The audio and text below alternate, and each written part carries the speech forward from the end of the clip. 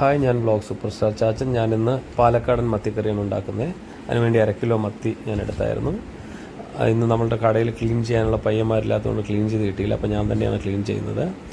എൻ്റെ വീഡിയോ കാണുന്ന നിങ്ങൾ എന്നെ സബ്സ്ക്രൈബ് ചെയ്തണം.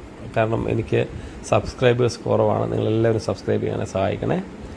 അപ്പോൾ മത്തി ഞാൻ ക്ലീൻ ചെയ്തു. അത് ക്ലീൻ ചെയ്ത മത്തിയാണേ.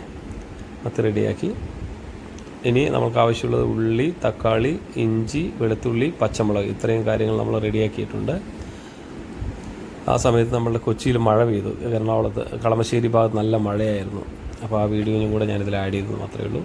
അപ്പോൾ നമ്മൾ പാലക്കാടിൻ്റെ സ്പെഷ്യൽ എന്ന് പറഞ്ഞാൽ വാളംപുളി ഉപയോഗിച്ചുള്ള മത്തിക്കറിയാണ് ഞങ്ങൾ ഉണ്ടാക്കാറ്. അപ്പോൾ ചട്ടി അടുപ്പത്ത് വെച്ചു. നമ്മൾ കോക്കനട്ട് ഓയിലാണ് എപ്പോഴും കറി ഉണ്ടാക്കുക. കടുക്, ഉലുവ,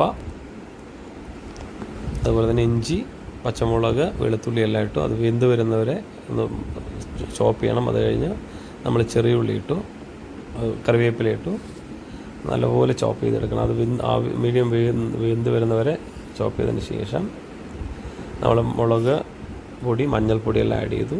പിന്നെ പുളി ഒഴിച്ചു, ആവശ്യത്തിന് ഉപ്പ്, തക്കാളിയും കൂടെ ആഡ് ചെയ്തു. ഫുൾ തക്കാളി ആഡ് ചെയ്തു.